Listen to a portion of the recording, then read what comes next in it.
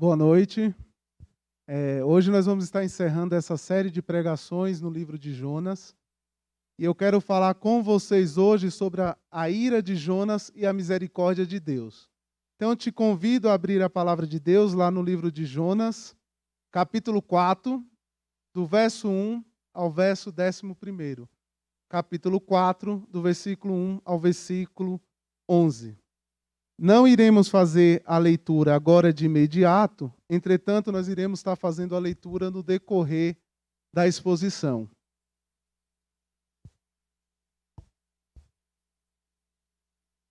Todos encontraram? O capítulo 4 de Jonas, ele encerra ali um relato bíblico desse profeta fascinante, com sua reação ao grande arrependimento público dos ninivitas. E enquanto nos preparamos para encerrar a série de pregações hoje, que iniciou em fevereiro com Gregory, vamos lembrar um pouco dos capítulos já expostos. Anteriormente, Jonas havia sido usado pelo Senhor para transmitir uma mensagem ao rei Jeroboão II, informando o monarca perverso a misericórdia desmerecida demonstrada por Deus. Isso você vai encontrar lá no segundo livro de Reis, capítulo 14, dos versos 25 e 27. É quando é citado também o nome do profeta Jonas. E o livro de Jonas começa com Deus dando outra missão a Jonas, convocando para pregar na perversa capital assíria de Nínive. E diante disso o profeta desaba. Ele entrega-se à amargura e foge ali, tenta fugir ali da presença do Senhor, embarcando no navio a caminho do porto distante de Tarsis. Em reação a isso, o Senhor lança sobre o mar um forte vento e coloca ali também uma grande tempestade, deixando o navio a ponto de despedaçar. E com espírito amargurado, Jonas aconselha ali os marinheiros pagãos que o jogassem no mar. Porém, Jonas aprendeu que assim como ele não podia fugir da presença de Deus, ele também não podia fugir da graça de Deus. Então o Senhor manda ali um grande peixe para que tragasse ali a Jonas. E na barriga do peixe, Jonas encontrou a graça para se arrepender. Seu arrependimento e sua fé renovada se expressam nas palavras que nós encontramos lá no capítulo 2, do versículo 9, que ele vai declarar que ao Senhor pertence à salvação. Arrependido e renovado, no capítulo 3, nós já vemos ali uma obediência de Jonas à ordem de Deus de pregar numa cidade ímpia como era Nínive. E numa manifestação incrível de poder divino, essa pregação de Jonas, ela causa ali uma das maiores expressões de arrependimento da história. Os ninivitas, eles passaram a crer em Deus, capítulo 3, no verso de número 5. E é contraditório porque Jonas é alguém que ele vai fazer a obra de Deus não querendo fazer. Ele vai contra a sua própria vontade. Jonas é o único pregador que nós conhecemos que prega e torce para que as pessoas não creiam no que ele está pregando. É muito contraditório. Eu nunca vi nenhum pregador pensar dessa maneira. Porque quando você prepara e estuda um sermão, você ora a Deus para que aquela palavra atinja não somente o teu coração, mas os corações dos ouvintes. Jonas quer o contrário. E aí nós chegamos no capítulo 4, esperando que a história do profeta termine com uma grande alegria pela salvação dos ninivitas. Chegamos no capítulo 4 esperando que Jonas tenha se arrependido de fato de tudo que ele tinha colocado no seu coração. E aí, esse capítulo 4, ele inicia com um relato muito perturbador. Veja aí o verso 1 do capítulo 4. Com isso, desgostou-se Jonas extremamente e ficou irado.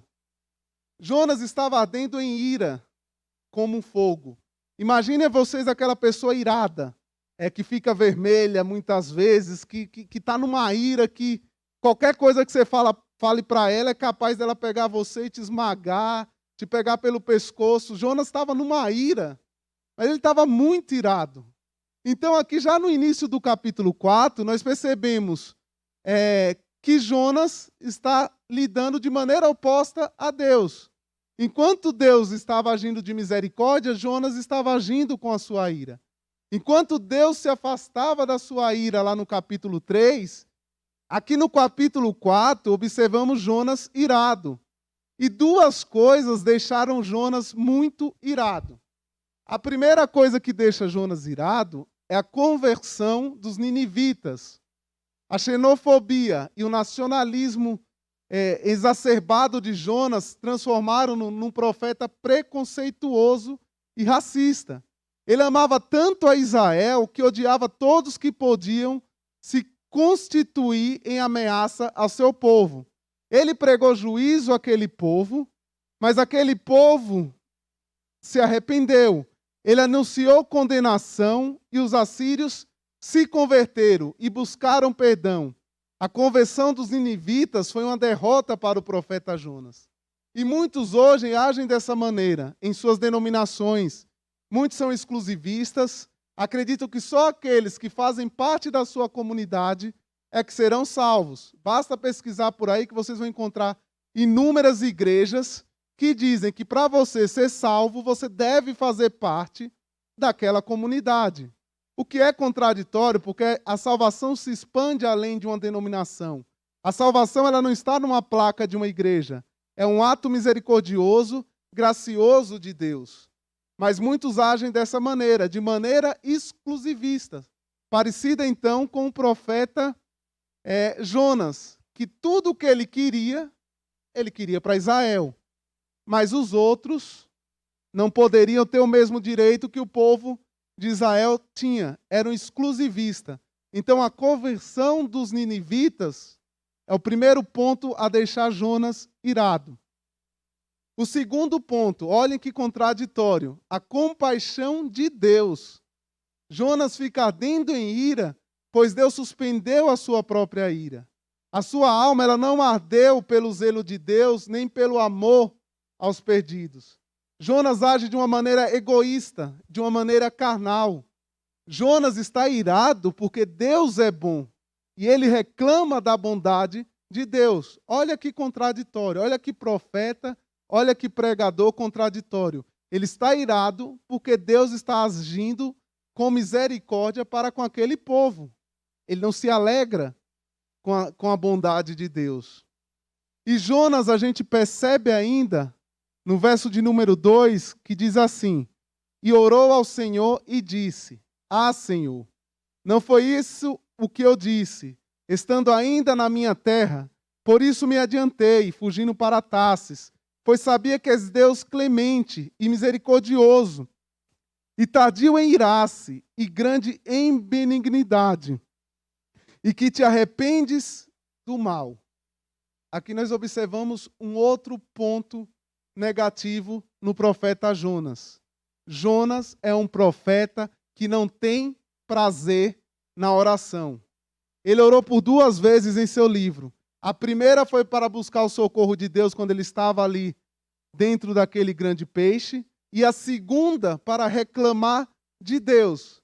Nas 2 ocasiões, as orações de Jonas estavam focadas somente nele, em si mesmo. Ele não ora para se deleitar em Deus, ou ele não ora em favor dos outros. E muitas vezes nós oramos por causa dos nossos próprios interesses. Pedimos o que queremos, mas esquecemos de descansar na vontade de Deus. Quase sempre somos egoístas em nossas orações. Muitas vezes não recebemos porque nós não sabemos pedir. E pedimos pensando somente em nós.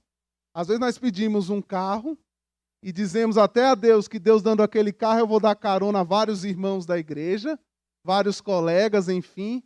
Mas aí na primeira chuva que tem, você ainda passa pelo irmão ao lado e ainda sabe quando o carro passa e ali joga toda a água em cima da pessoa, você nem olha que era o irmão que estava ali, muitas vezes. Muitas vezes é assim que nós fazemos. Eu estou dando esse exemplo simples de um carro, mas é em várias ocasiões. Nós pedimos, às vezes, emprego para Deus, falando que vamos ajudar um próximo, e muitas vezes deixamos de ajudar e nem perguntamos se aquela pessoa, amigo, aquele irmão, precisa de uma ajuda. Então percebe que muitas vezes nós não somos tão diferentes de Jonas, somos tão parecidos como Jonas, e é tão contraditório porque ele se alegra na soberania de Deus quando o assunto foi a sua salvação, mas ele se irrita com Deus quando o assunto é a salvação dos outros.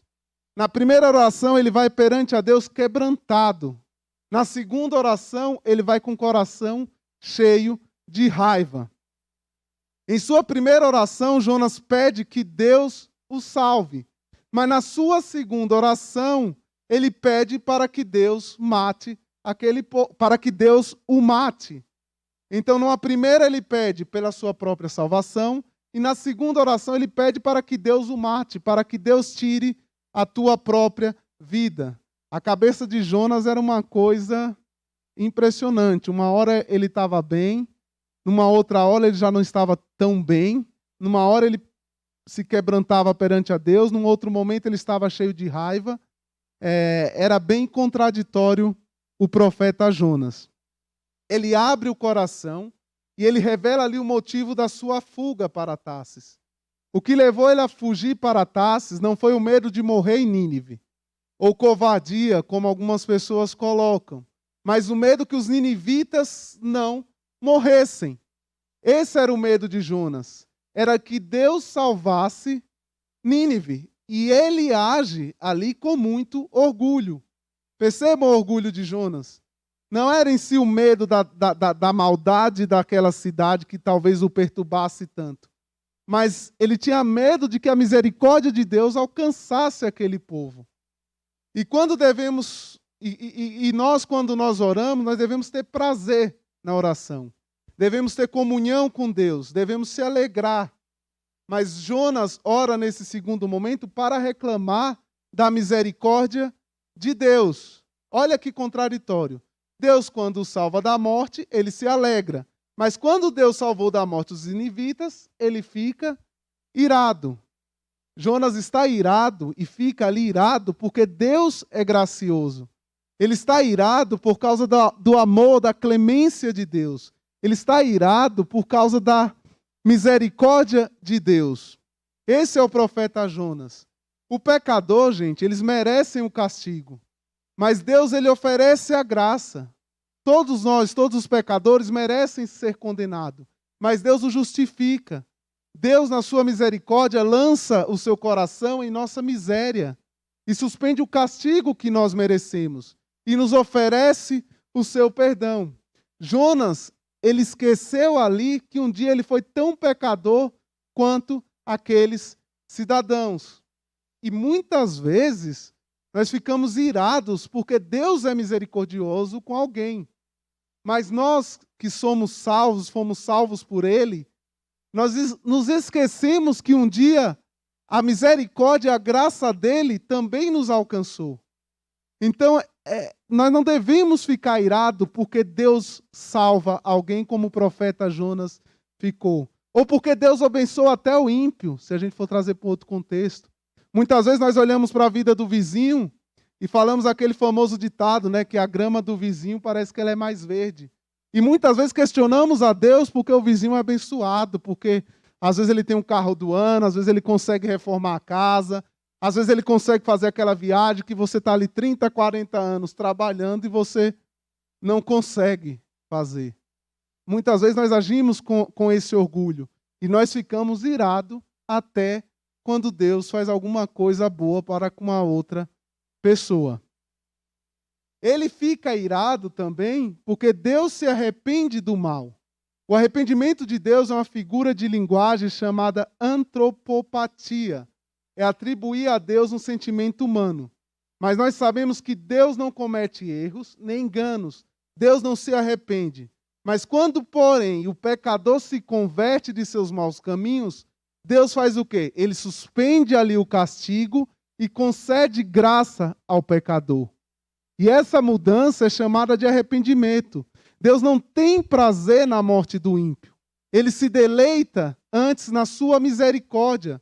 Deus tem prazer em suspender o mal. Ele tem prazer em oferecer a salvação. Então ele tem esse prazer. E ele quer que nós também tenhamos prazer na salvação de um ímpio. Como ele queria que Jonas tivesse aquele mesmo prazer que ele não estava tendo ali com a salvação do ímpio. O verso de número 3 diz assim, ó: peço-te, pois, ó Senhor, tira a minha vida, porque melhor me é morrer do que viver. Aqui nós observamos que o profeta ele está deprimido, porque Deus está celebrando a salvação dos ninivitas. Jonas quer morrer, porque os outros querem viver. Jonas já havia orado para reclamar dos atributos de Deus. Agora Jonas ora para desistir da dádiva mais preciosa de Deus, que é o dom da vida. Jonas, por ver seus planos sendo frustrados, ele quer morrer. Por não abraçar-lhe os planos de Deus e abrir mãos dos seus, pensa que a morte é melhor do que a vida. E talvez o seu sentimento hoje seja de morte. Eu não sei o que você tem passado, não sei qual é a sua crise, se familiar, se financeira, se pessoal, se é uma crise no relacionamento com seu namorado, sua namorada, se é um não que você recebeu no vestibular, se é um não que você recebeu naquela entrevista de emprego que você sempre sonhou. Saiba que Jesus Cristo, Ele é vida. Saiba que Ele pode te consolar. Clame a Ele. Não se entregue. Não queira morrer por causa de uma decepção. Cristo é vida. Ele é o socorro que tanto necessita. Então, clame a Deus. Ore a Ele. Peça a Ele por misericórdia. Não queira tirar a tua própria vida por causa de um plano que você fez ou por causa de algo que está dando errado na tua vida. Não. Esse foi o sentimento de Jonas. Tanto que ele quer acabar com a tua própria vida, que Deus tire ali a tua própria vida, pelo fato de Deus ali não estar fazendo como ele queria que fosse feito. E aí, porém, nós encontramos no texto duas razões para Jonas querer morrer. A primeira é a sua reputação. Imagina só, ele é um profeta, ele anuncia juízo e o resultado foi salvação. Ele pregou condenação e o resultado foi a absolvição. A reputação dele estava acabada. Anunciou uma coisa e aconteceu outra. Jonas não atentou para o fato de que a mensagem de Deus sempre abre ao pecador, sempre dá direito ao pecador uma esperança. O juízo ele só vem sobre aqueles que permanecem em seus pecados, mas a graça é sempre oferecida aos que se convertem ao Senhor. Então ele estava ali no primeiro momento preocupado com a reputação dele, porque estava acontecendo tudo o contrário do que ele estava ali pregando. Um outro motivo que Jonas que o leva a querer morrer é o seu nacionalismo idolátrico, né? O amor de Jonas pela sua pátria estava suplantando o seu amor por Deus e pelo próximo. Seu amor por Israel era distorcido. A Bíblia nos ensina a amar a Deus sobre todas as coisas. Jonas preferia bater de frente com Deus a entregar-se a sua missão que colocaria em risco a sua nação. Na mente de Jonas, a salvação dos ninivitas era a mesma coisa que o fracasso político de Israel. Depois de condenar Deus por não se irar, Jonas é questionado a respeito da própria ira. Verso de número 4 e de número 5. E disse o Senhor: é razoável essa tua ira? Então Jonas saiu da cidade e assentou-se ao oriente da mesma. E ali fez uma enramada e repousou debaixo dela, à sombra, até ver o que aconteceria à cidade. Deus foi paciente ali com Jonas acerca da ira dele. Mas Jonas guardou tudo em silêncio. A ira de Jonas é tamanha que nem responde e ele acaba saindo da cidade. Da primeira vez, Jonas corre e vai dormir no porão de um navio. Agora ele cai fora da cidade. Agora ele foge, coloca-se numa sombra para assistir de camarote o que Deus haveria de fazer. E ali o Senhor ele tinha oferecido a Jonas a chance de rever suas posições. Mas Jonas permaneceu o quê? Irredutível. em vez de se render a Deus, como os ninivitas, ele prefere sair da cidade e esperar que Deus se arrependa da sua benignidade. Ele acreditava que o seu ponto de vista devia prevalecer sobre a visão de Deus. E quantas vezes nós oramos a Deus pedindo que seja feita a vontade dele? E quando Deus faz algo diferente do que aquilo que nós pedimos, ou até colocando que seja feita a vontade dele, nós começamos a o quê? A murmurar. E nós percebemos que nós não somos tão diferentes do profeta Jonas. Jonas, agora ele foge de Nínive para sua cabana. Enquanto poderia estar ali no meio da cidade, confortando aquelas almas aflitas, ele poderia estar ajudando aquelas pessoas que haviam se convertendo, dando ânimo, falando ainda mais do amor e da misericórdia de Deus. Mas ele age de uma maneira ali covarde, querendo fugir e morrer, porque o sol bate em sua cabeça. Mas ele quer ver Nínive sendo devastada por fogo e enxofre. Ele quer que Deus faça com Nínive o que Deus fez com Sodoma e Gomorra. Olha que contraditório. Então ele quer morrer porque o sol bate na sua cabeça, o sol bater na cabeça, mas ele quer ver Nínive sendo destruída, sendo devastada pelo fogo, pelo enxofre. É muito contraditória essa posição ali do profeta Jonas. E os versos de número 6 e número 8 diz assim, ó: Então fez o Senhor Deus nascer uma planta que subiu por cima de Jonas, para que fizesse sombra sobre a sua cabeça, a fim de o livrar do seu desconforto. Jonas, pois, se alegrou em extremos por causa da planta, mas Deus, no dia seguinte, ao subir da alva, enviou um verme, o qual feriu a planta, e este se secou, e nascendo o sol, Deus mandou um vento calmoso oriental. O sol bateu na cabeça de Jonas, de maneira que desfalecia, pelo que pediu para si a morte, dizendo: melhor me é morrer do que viver. Deus já havia livrado Jonas do mar. Agora Deus o livra também do sol. A primeira vez que o livro fala na alegria de Jonas é por uma razão pessoal e egoísta.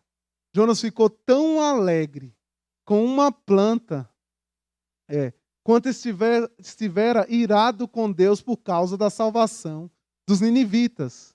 Ele se alegra quando é abençoado e se ira quando os outros são abençoados. Sua vida está centrada nele mesmo e não em Deus. Jonas aqui, ele quebra os dois principais mandamentos da lei, que é amar a Deus e ao próximo. E você percebe que Deus está agindo o tempo todo neste livro. É Deus quem chama Jonas. É Deus quem envia o vento. É Ele quem levanta a tempestade. É Deus quem depara o grande peixe para engolir Jonas. É Deus quem ordena o peixe a vomitá-lo. É Deus quem salva Jonas da morte, que o envia a Nínive, e quem converte os corações dos ninivitas. É Deus agora quem faz nascer uma planta para fazer sombra para Jonas. É Deus quem envia um verme para devorar a planta e que envia o vento quente para atingi-lo. Deus, porém, está trabalhando ali na vida de Jonas, usando de todos esses recursos para tocar o coração dele. E nós percebemos que nada é por um acaso. Tudo que vem acontecer no mundo, como estava ali acontecendo com Jonas, e tudo que tem acontecido no mundo hoje, seja essa questão da pandemia, seja essas dificuldades econômicas, enfim, não é por acaso. Deus está trabalhando de alguma maneira em nossas vidas. Eu sei que muitas vezes é difícil, e nós perguntamos por que algo tão ruim, por que algo que tem destruído e matado tantas pessoas. Mas Deus tem mostrado alguma coisa a nós. E nada disso que tem acontecido é por um acaso. Então os planos de Deus não é por um acaso. Ele não deixa a sociedade, larga a sociedade de mão e fica somente olhando. Ele é soberano.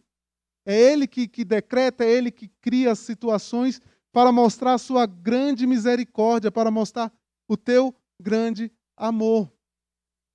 E se Jonas, nessa situação que nós lemos aqui, era capaz de se alegrar ao extremo, e se confortar ali com a sombra, Jonas também não deveria se alegrar por centenas de milhares de pessoas que foram salvas ali da ira de Deus?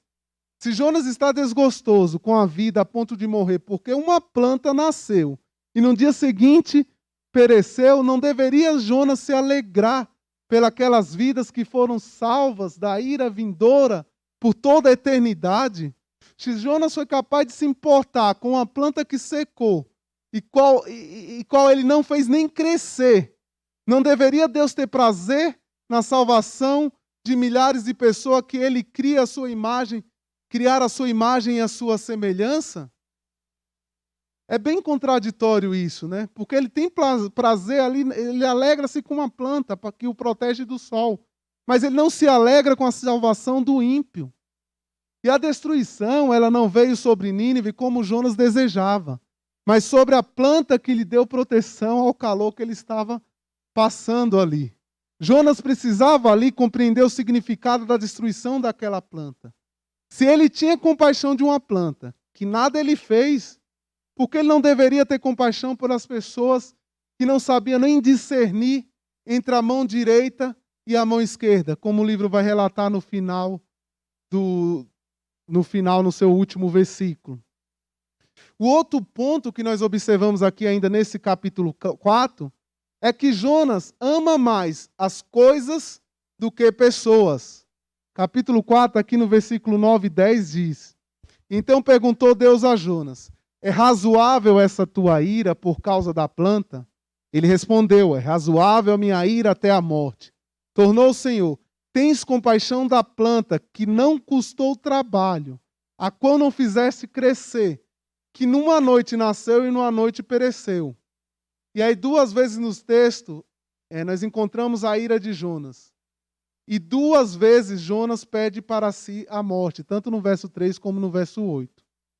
Na primeira vez, vocês lembram, Jonas ficou irado, pois Deus não destruiu os ninivitas. Da segunda vez, Jonas fica irado, porque Deus não destruiu a planta. Jonas teria se alegrado com a destruição daquelas pessoas e com a preservação ali daquela planta. Em outras palavras, Jonas amava mais as coisas do que as pessoas. Havia ali uma inversão de valores na vida de Jonas. Ele via como coisa e como as coisas como pessoa. Ele amava coisas e odiava as pessoas. E Deus ainda continua confrontando o profeta. Agora pergunta-lhe: é razoável essa tua ira por causa da planta?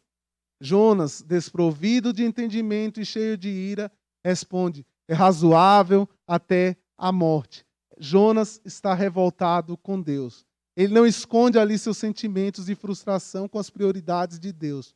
Ele não pode aceitar o modo de Deus agir. Ele não consegue entender. Ele quer fazer de Deus ali um parceiro de seus preconceitos, de seu ódio e de sua inversão de valores. E eu te pergunto hoje, como você tem lidado com Deus? Você quer um Deus que seja seu empregado, que sempre te faça prosperar? Você quer um Deus que esteja sempre disposto a operar um milagre? Muitos têm feito assim com Deus. Muitos estão dando ordem a Deus, determinando o que Deus deve fazer ou não. Muitos buscam a Cristo somente por um interesse pessoal, para que Cristo abençoe a tua própria vida. Porém, Deus é soberano. Ele faz o que Ele quer. Ele é misericordioso com quem Ele quer. É isso que nós devemos entender. Não querer fazer Deus fazer Deus de como se fosse ali um gênio da lâmpada e pedir que Deus realize tudo de acordo com a nossa vontade. Então, muitas vezes nós agimos assim. E muitas pessoas têm agido assim e acham que estão agindo de maneira correta. Não, vocês percebem que nós não somos muitas vezes tão diferentes de Jonas? Somos tão parecidos quanto o profeta Jonas? E a nossa sociedade, ela vem aderindo a essa filosofia de Jonas. Atualmente, as coisas parecem valer mais do que as pessoas. Plantas e animais têm mais valor do que pessoas. Um crime ambiental é punido com muito mais severidade do que crimes contra a morte.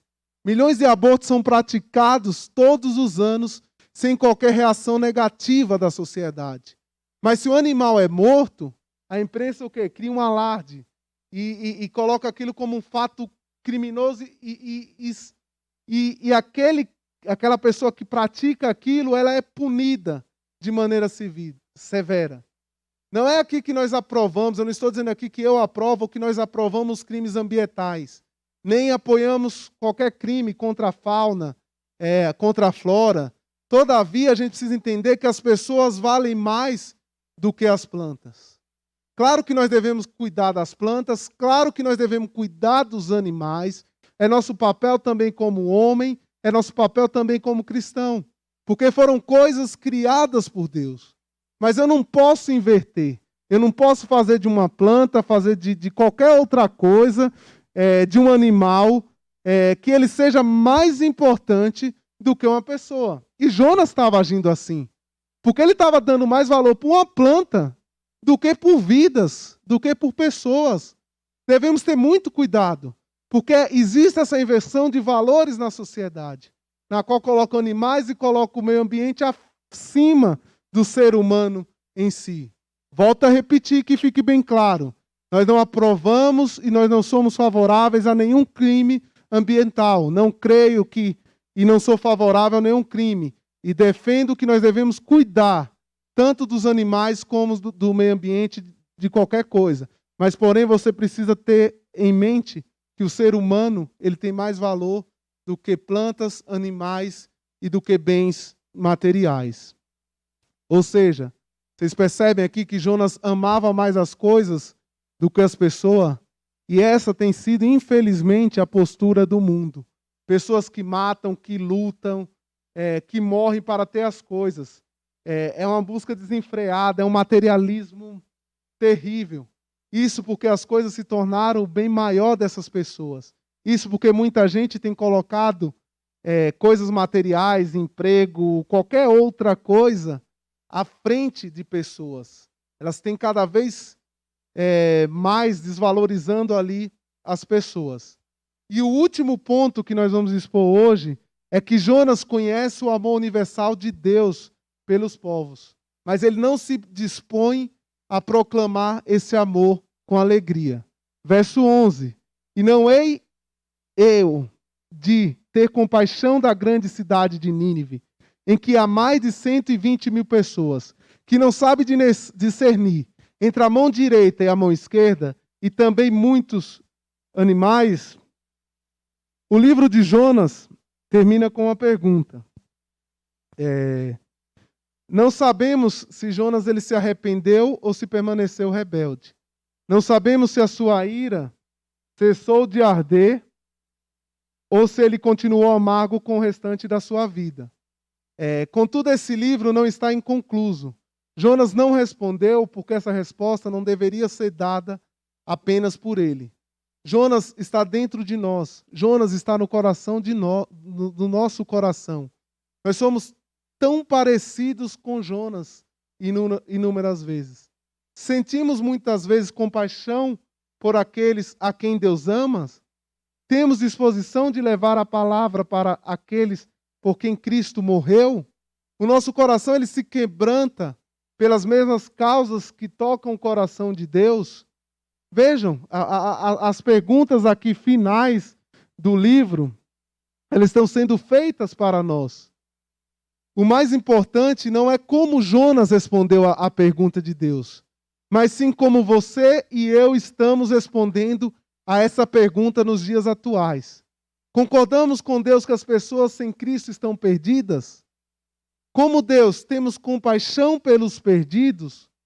Nós nos preocupamos com os que vivem em nossas grandes cidades, onde há tanto pecado e tão pouco testemunho. Nós estamos preocupados com São Paulo, estamos preocupados muitas vezes com São Caetano, nós estamos preocupados com muitas vidas que estão por aí que não conseguem dar bom testemunho. Eu vou falar de São Caetano, basta você ir aqui ao lado, na Avenida Goiás, na Kennedy, enfim, que você vai encontrar muitas pessoas ali entregues nos seus pecados. Mas nós estamos tão preocupados assim? Oramos para que o Evangelho alcance as pessoas de todas as partes do mundo.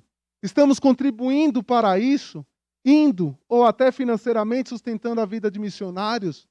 Ficamos alegres quando pecadores se arrependem e creem no Evangelho? Porque muitas pessoas que eu conheço por aí, elas reclamam até porque alguém foi salvo e nem se alegram com a salvação de alguém que ela conheceu num certo momento da vida. Nós não podemos responder por Jonas, mas podemos responder por nós mesmos. E o amor de Deus pelo mundo, ele é tão grande, a ponto dele ter entregado ali o teu único filho para morrer numa cruz, para que todo aquele que nele crê não pereça, mas tenha a vida eterna. Cristo morreu para salvar pecadores. Nínive era uma grande cidade muito importante para Deus. Como São Paulo é, como São Caetano é, como qualquer outra cidade é. Em Nínive, Deus ali demonstrou uma especial e profunda compaixão pelas 120.000 pessoas que não tinham nenhum discernimento. E aqui nós concluímos hoje essa série, iniciada em fevereiro, no livro de Jonas, afirmando que o livro de Jonas é um chamado para pregar o Evangelho. O livro de Jonas é um livro missiológico. Então, um dos melhores livros que nós encontramos da Bíblia para nos motivar à pregação do Evangelho. Dando exemplo negativo de um profeta que não queria a salvação daquele povo, mas ao mesmo tempo nos fazendo pergunta no final dele e nos motivando a pregar o Evangelho e crendo na soberania e na misericórdia de Deus. E que Deus venha nos dar coragem para anunciar o Evangelho. Que não venhamos ser orgulhosos como Jonas foi. Que venhamos ter compaixão pelas almas perdidas. Que neste mundo materialista, que coisas e animais valem mais que pessoas, nós venhamos amar mais e mais as pessoas. E que Deus nos abençoe.